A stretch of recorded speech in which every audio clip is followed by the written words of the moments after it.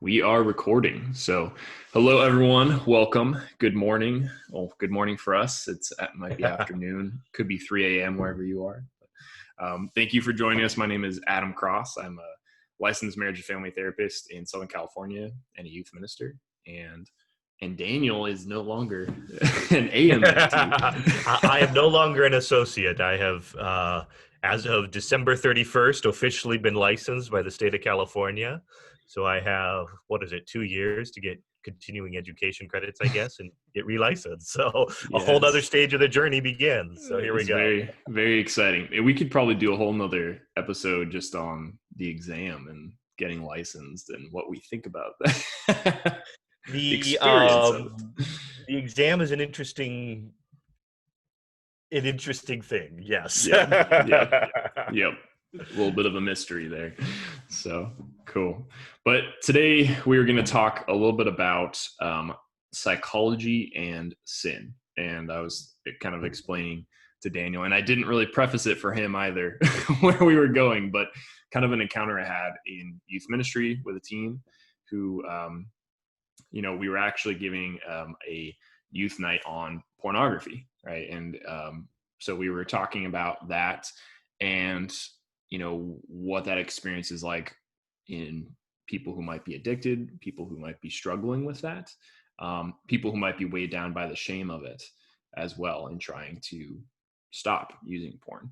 And so I had a teen come to me actually a couple of days after, and his response to me was really interesting. And he said, "I'm surprised you didn't talk more about how bad of a sin it was." Right. And I was like, okay. Right. Because in my head, I'm like, okay, I know it's a mortal sin. And as a therapist, I experience a lot of people struggling with this as like a deep shame with it. And so my inclination is to not focus, or maybe not even focus, but not even dwell too much like, you sinned, right? Because it's usually people are struggling with it.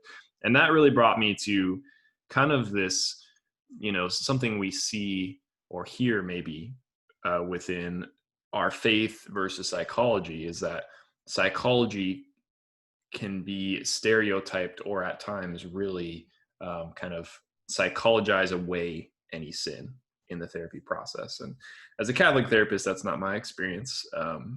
But I kind of wanted us to talk about that and get your, thoughts on that, Daniel, and, toss around, what does sin look like So in that therapy? really probably in some ways gets to the most practical difference between a Catholic psychologist and any other psychologist. It probably, in a very practical way, it is the difference I experience most often, I Mm-hmm. think.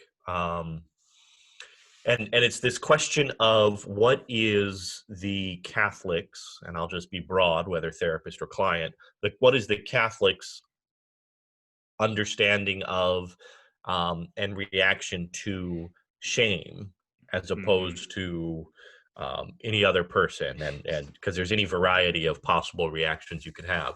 So I think that's and what's fascinating is your example. The example of pornography is really, really, I think, probably the most difficult place for this question of what is the role of shame in therapy. Mm-hmm. What is the role? Because St. Thomas very clearly, when he's talking about how to overcome lust, he says you need two things, and I can never remember the second one because the first one is so shocking. He says you need to be ashamed. You need to experience shame about this Hmm. in order to overcome it. Or probably, and it's been 3 or 4 years since I read the article. I should reread it. But probably he's talking to the point of having motivation to overcome Mm-hmm. the behavior. And that's I actually prefer in this rare instance, I actually prefer the secular language of behavior as opposed to sin or habit or Mm-hmm. virtue, because um, at some point shame becomes counterproductive.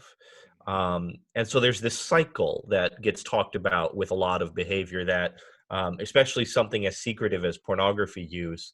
I'm using it to relieve anxiety or stress or feeling of guilt or shame, and then I feel shame, and then I use it Mm-hmm. again to relieve that. And I'm sure there's other parts of that cycle there, but Mm-hmm.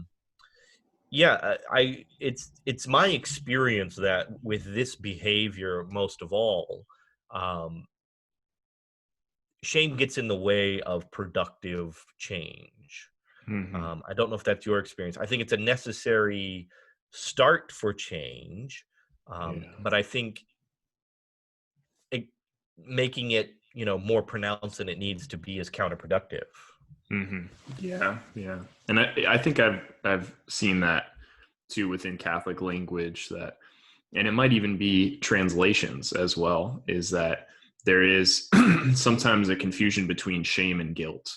Um, and going back to scripture, going back to Genesis, right? The first sin, what happens? They're naked and they're ashamed, right? And that's kind of this glimpse of that brokenness, that initial brokenness, that God didn't call them to be naked or ashamed, right? Um, and so I think when it comes to sin, it is, maybe there is a healthy shame, or I would say guilt, about the behavior, right? Of this, the behavior can be wrong. The behavior is sinful, right? Whether, and I hear that line too with addiction. It's okay. Well, I've lost control. So, when we're thinking of mortal sins, right? It's full consent, full knowledge, grave matter. But in addiction, now we've lost consent, right? We've lost control. Now I'm addicted. That line can be confusing, right? Um, but I think, it does go back to, okay, this, even if I've lost control, this is still a grave matter, right? Now, I think the reassuring part for us is that we don't have to judge people's hearts, right? Even as therapists, like, oh, you're a bad person, right? That's not for us to say. So we can say, you know what, this behavior is sinful. This behavior is bad. But we're going to leave the judging of hearts to God, kind of still put that in his realm. So I think it helps to separate maybe shame and the guilt out a little bit. So guilt about bad behavior is healthy. We can go to the other end where we have guilt about good behavior, which is scrupulosity, which I see a lot. But I think,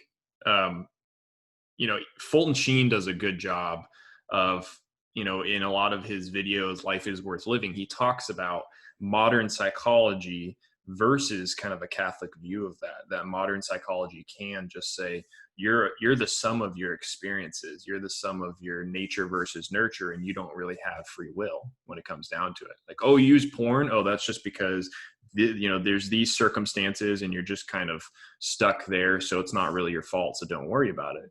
Where the Catholic approach is, we have that Catholic anthropology, a Catholic lens, and say, these are your circumstances. Yes, these influence it, but we don't give up the free will, and the behavior can still be sinful. It's still Well, I wrong. think I think the free will is the acknowledgement of free will is the difference between shame and guilt. Guilt Yeah. is about those things that I have chosen, where shame is um, a negative emotion about those things I don't necessarily have full consent Mm. about. I think that would be. I mean, this is one of those common places in the psychotherapeutic practice to kind of differentiate shame and guilt. And Yeah. on one level, they're the same because they're a negative emotion about something I've done. But I Mm-hmm. think the difference is there I've done and chosen versus I've done and not chosen. I think is Yeah. probably the most useful distinction there. I Mm-hmm. might be missing something. It's not something I think a whole lot about. I usually let the clients use the word they want to use. There's this. I remember in grad school, my goodness, there were some professors who could not go, 10 minutes without trying to correct your usage of words. And then on the other hand, they tell you there's no right or wrong. So there's this hyper, Mm-hmm. precision, quote unquote, on one hand, but then this, total freedom on another. Mm-hmm. So even though I try my best to be a cranky Thomist, I don't fight people's choice of words very Yeah. often. But I think that's an important distinction in and of itself, namely, did I, how culpable am I for this one individual instance of pornography use versus another?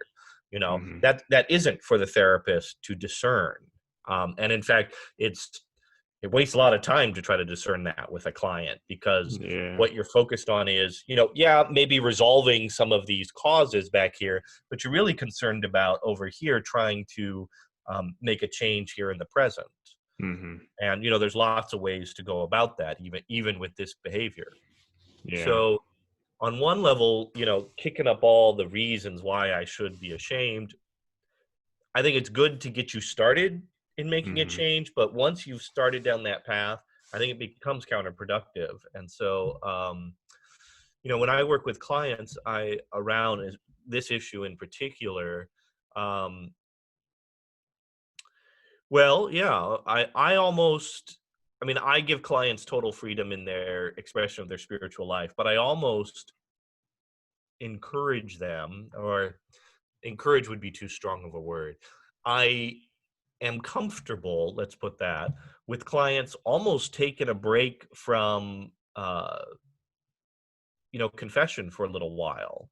Mm. I even go that far to say, Yeah. right now the goal is, um, to make a concrete change in your life. And if we're Mm-hmm. constantly bringing back up the shame, and this is probably more true actually of my clients with OCD, or some Yeah. kind of exaggerated Mm-hmm. sense of guilt, that, in this context between you and me, our goal is to make a concrete change in your life. And then we can, get Mm-hmm. right with God, and not have that whole emotional cycle that goes along Mm-hmm. with confession. Um, Yeah. yeah, That. that's probably a giant can of worms, but that's kind of the practical. That is a practical way that I go about not, Mm-hmm. over exaggerating the Yeah. guilt that people, or the shame that people experience. Yeah. And if you're listening to this and you're thinking, wait, you don't want us to go to confession? How Catholic are you?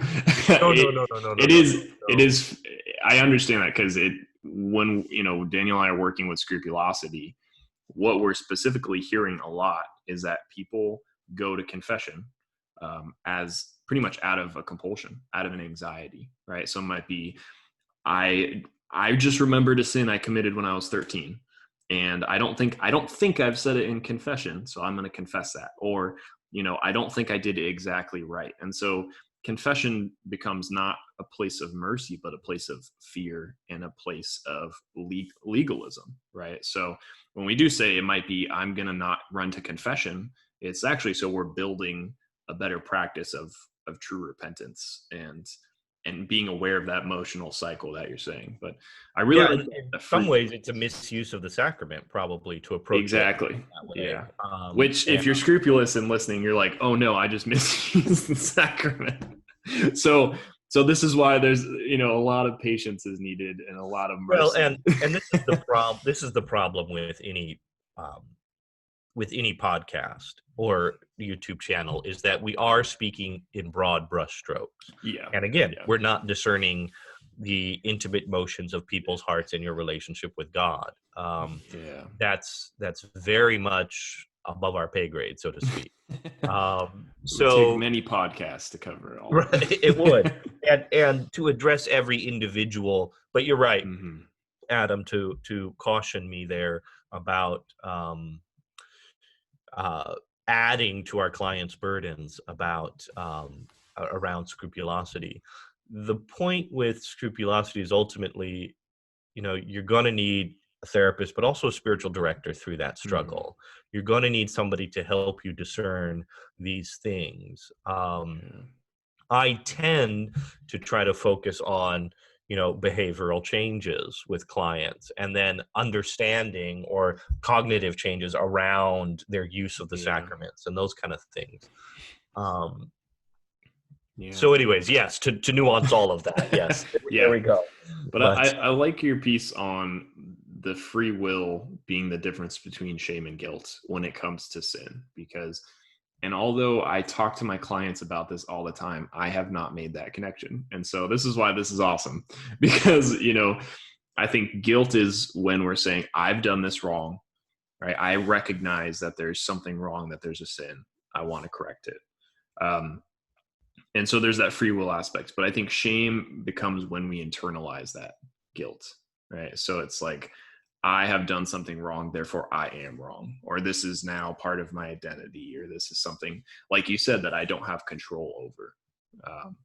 And so that can be really kind of devastating, because then we connect with that sin. Like, I am a porn user, I am an adulterer, I am a lustful man, so I think that is an important distinction. And our faith says the opposite of identifying with that sin, that Christ came to free us, from that identity in death.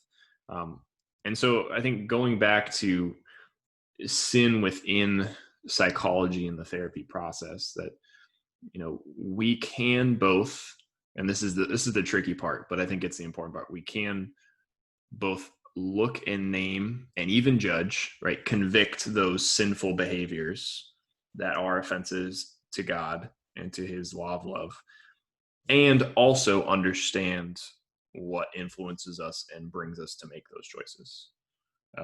That doesn't have to be one or the other. Like, nope, you sinned, that's it, don't make excuses. It's like, no, I sinned, and so what led me to this, right? And how is God going to respond to me versus maybe how will I respond to myself? Well, and that would be the opposite mistake, right? There's the one mistake of, I have all these circumstances in my life and therefore I behaved a certain way and I'm not culpable. Then there's the opposite extreme.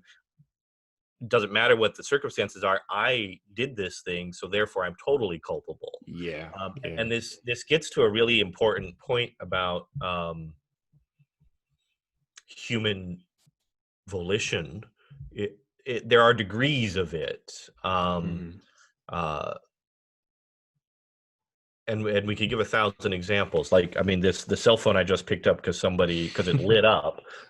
There was very little thought process involved in that, other than after I did it, I thought, oh, that's going to look awkward on a video. So that's going to be a terrible thing for a therapist to look like. I never noticed. Good. And then, then there are those things which I have to do, like the editing I have to do later today on my own podcast. That takes lots of deliberate execution over a long period of time. And so there are degrees of human volition, or various types of strength or intensity required to execute different things. And that's true. And biologically, there's some truth to that. The myelin sheath around the nerve endings of our brains, they make it so we do things automatically, or muscle memory. The whole and that's how addictions. Well, and virtue too. That's kind of the point of virtue, is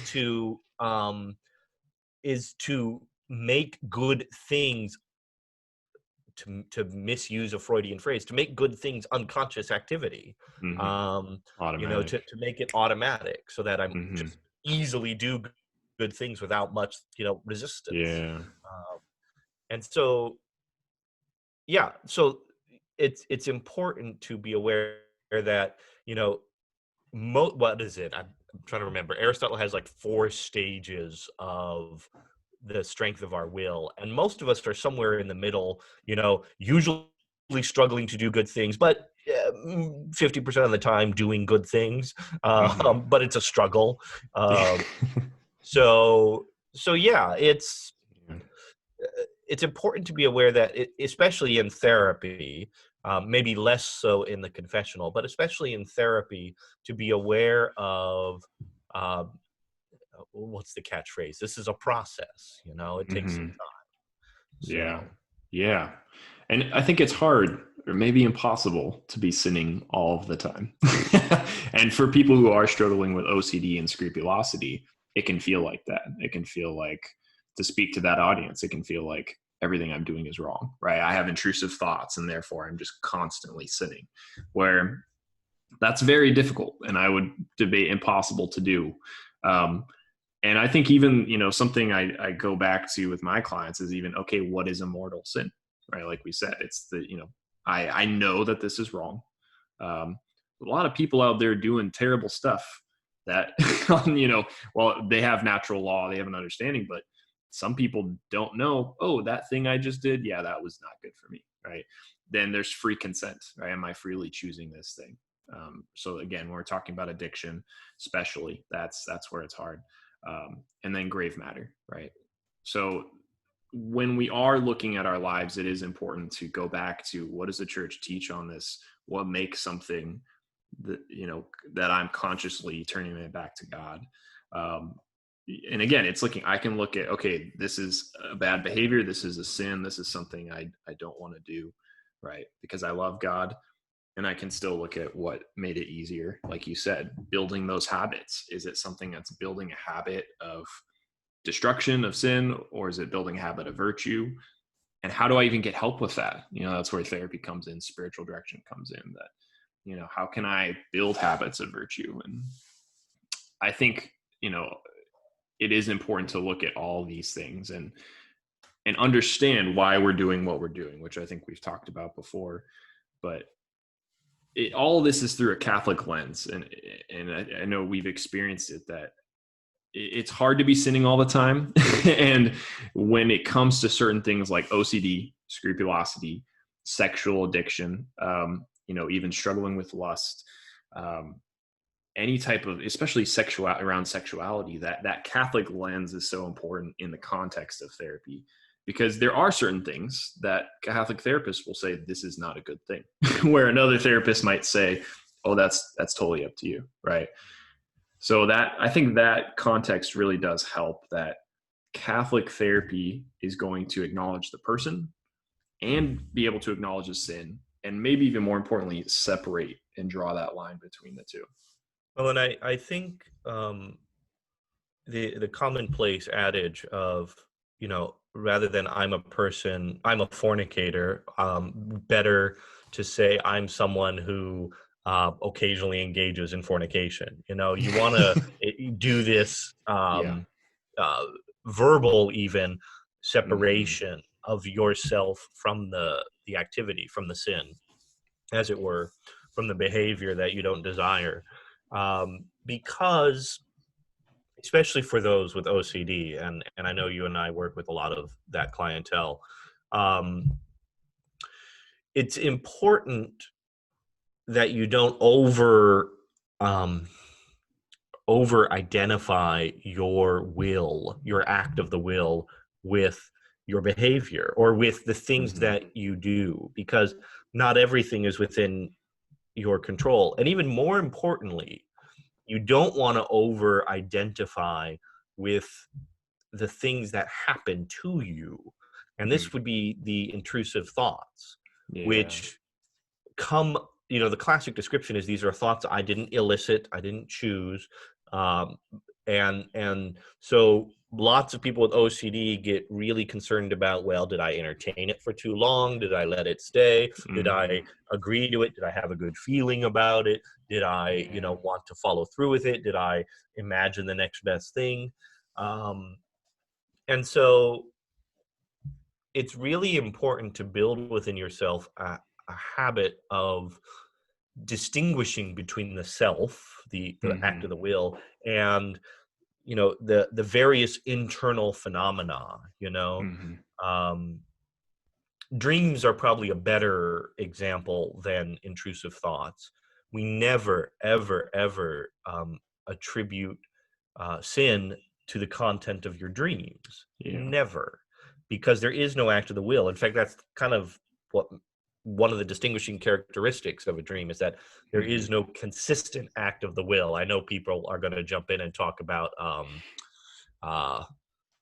whatever the kind of dreaming where you can make decisions. Lucid dreaming. Right. Yeah. But it's not consistent. It's not, and more importantly, the context of the dream, the fact that you're in a particular room is never a choice. It's what do I do once I'm in the context of the dream that becomes the object of volition.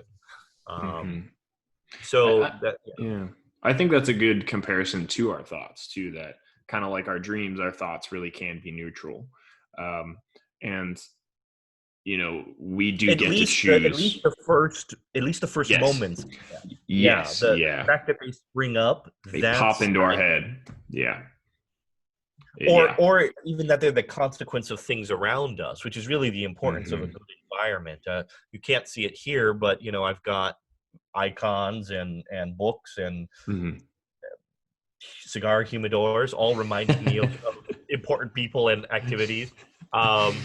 So the fact that I think about my dad when I look at the humidor, that's kind of the reason it's there. Yeah. It's meant to elicit that thought. Hmm. But if I, harkening back to certain high school dorm rooms I wandered through, if I had pictures of girls on the walls, it would be a different story. I Yeah. created the environment so that that thought would be elicited, right? Exactly.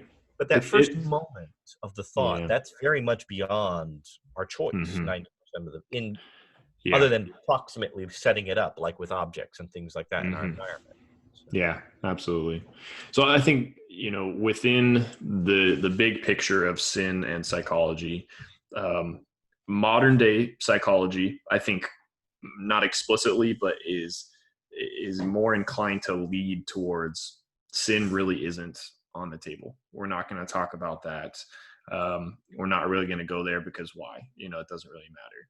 Through the Catholic lens of psychology and therapy, and I love Fulton Sheen because I think he does a good job of kind of diving into that, seeing that contrast is that Catholic therapy might not really dive into, like you said, the verbiage of sin as much, but it's still through that lens of we understand this isn't good. And the client usually always understands, some caveats there, that, hey, I don't want to be doing this thing. And so there's this common ground of this action, this behavior is missing the mark, right? And so we're striving to live a better life. And then part of that therapy process is, what we've been saying, separating ourselves from our behavior, separating ourselves from the act of the will. That, hey, I'm, St. Paul, I'm doing these things I don't want to be doing, right? So we are able to look at that, separate those out, understand it, and make changes, like you're saying, and also be relying on God's grace, because we can't fight sin without God, right? We need God, otherwise we're still broken. So I mean, you use all the right language there. This language of missing the mark is the origin of the word for sin, and I think that's profoundly important because for so many of us, sin, just the word sin, conjures up lots of emotions of being separated from God, or images of being separated from God, of losing a relationship with someone important to us, of, what do I do if people find out about this? It brings up all these consequences of sin that overwhelm us. But sin is much simpler than that. It's simply not hitting the bullseye, as it were, of our intention, of what yeah. our reason knows to be the right thing to do. And in some sense, this kind of levels out what I mean. Sin ought to have a much lower emotional intensity because, in one way, in the most broad sense of that word, to contradict what you said earlier, we kind of are sinning all the time. Uh, in the sense that, in the very simple sense that, we are often slightly off of the Yeah. perfect expression of our intention. Hmm. Um, so, like this Yeah. silly moment right here, I could have better lighting in this room. So in a very simple sense, Hmm. it's not grave matter. God isn't mad at me because the YouTube video isn't perfect. But in a very simple sense, I have missed the mark here. Mm. And so in one sense, I like to bring that up in order to lower how overwhelming sin is, because in the broadest sense of the term, it's going on all the time, and that's almost a function of us being creatures of Mm-hmm. matter, because matter is Yeah. always slightly off the mark, Mm-hmm. um, and Yeah. especially individual instances. So, but that's Yeah. fine on one sense. So, but on the other hand, we, because of our act of the will, because of our the gift of the will, we have an opportunity to really address how we do things and how we Mm-hmm. structure things and how we approach the mark. And yeah, you're right. Typical psychology out there, pop psychology out there, or your run of the mill is going to at least verbally deny that there is sin, while at the same time trying to help you make change in your life. So, you know, You don't need to change, but here's what we're gonna work on. right, right. There's nothing Yeah. wrong. There's nothing bad. It's just if you Mm-hmm. want to make a change, we can, do Yeah. that. Um, and so tacitly, they're already admitting that very low level of Mm-hmm. sin, of just missing the mark. Yeah. And in a way, this kind of lower level of sin is where a lot of obsessive compulsives get hung up, Mm-hmm. because they want to be confident that they have done something perfectly. Mm-hmm. And so you get these situations where they're doing a good thing, they're doing it mostly right, but there's one or two little diminishments. And it's Yeah. almost always something as circumstantial as how people received or understood the action, which is so far beyond our ability to control that it's maddening to, well, literally maddening to even think about, Mm-hmm. and to obsess over. So it's really important to be aware that, doing a good thing, but not doing it as perfectly as I could, or not doing it as perfectly as it might be done. Mm-hmm. You Yeah. know, I might have done it as perfectly as I could, Mm-hmm. and God's perfectly happy with that, and delights in it. Yeah. Um, but it's really important to, um, I think, that phrase of missing the mark is a really important, because that's the etymology of the word sin, is to Mm-hmm. miss your bullseye. Yeah. Um, but you're still on the target. You Yeah. still hit the target.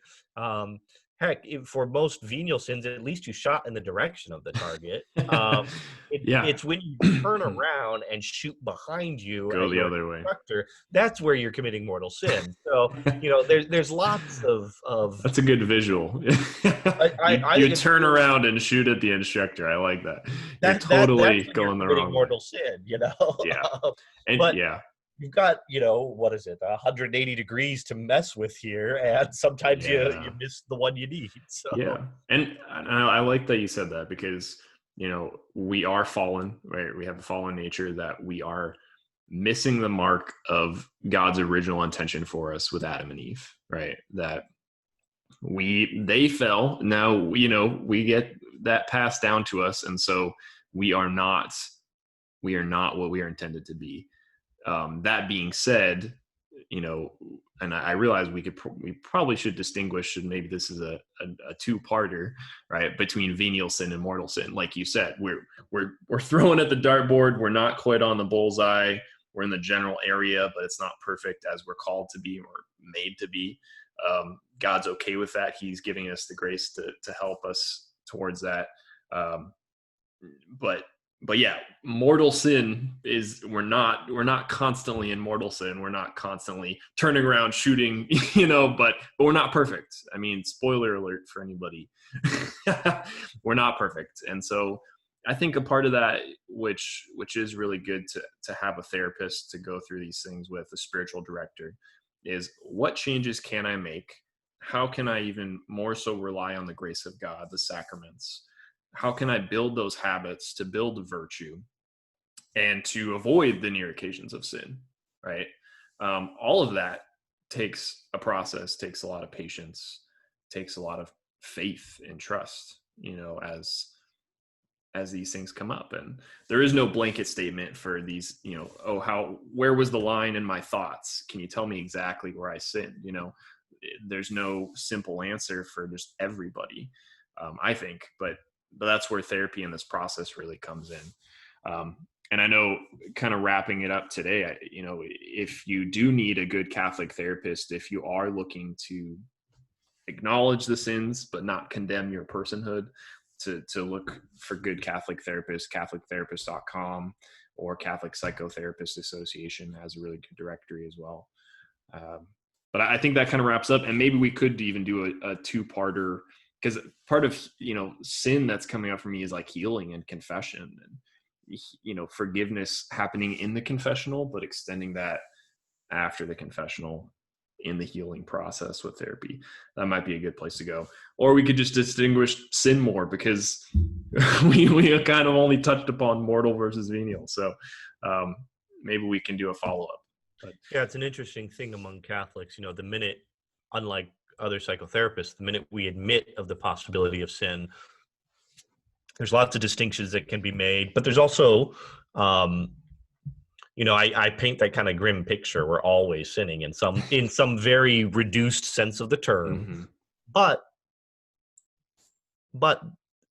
that also means that God is always forgiving us, and his mercy and his grace is much more abundant than we even imagine, than we That's even beautiful. experience. Yeah. And, well, it puts the drama in our spiritual life. It makes it much more valuable than, well, I told him about this, I told him about that. All right, I'll go play video games. It makes every moment of our life pregnant with grace. Wow. So it's really important. Awesome. So anyways, yes, another time. Yeah. So Daniel, where can people find you if they want more of your content? Yeah. My website, Daniel MFT, Marriage Family Therapist, DanielMFT.com. You can sign up for my email list there. And if you do, you will get a free ebook about how to find a Catholic therapist. I give some 5 simple tips about how, and I give a little explanation about why you should look for one. And of course, if you ever need help with that, given the local circumstances of your concerns or your area, shoot me an email and I'm happy to get in touch with you about that. Awesome. So DanielMFT.com. Cool. Thank you. Yeah. And like always, if you have any questions, comments, please comment them below somewhere down there. Hit that like button, that subscribe button, wherever they are. I always appreciate comments and being able to interact with people who are watching and connect with people. So thank you again. And yeah, if you have any topic ideas as well, we'd love to hear those too. So thank you all, and God bless.